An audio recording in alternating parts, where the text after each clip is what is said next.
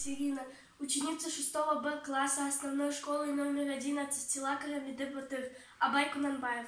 Жизнь уходит, и сбыться мечтам не дано. Всюду зависть, стяжательно вижу одно. Молодое пугает меня поколение, возвращенное труд презирает оно.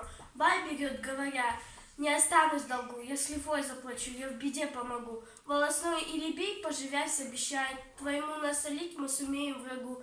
Занимает бедняк, я трудом отплачу, сотенные слухи я поулу пущу. Вымогает и тут же грозит приходимец, вымогательство врач помогает врачу.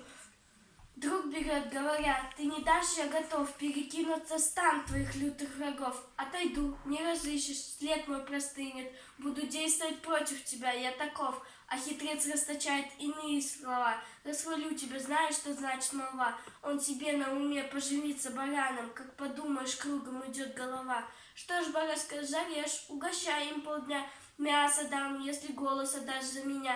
Все придут и поднимут галдеж, как вороны. Кто даст больше, тому я и друг, и родня. Кто изменит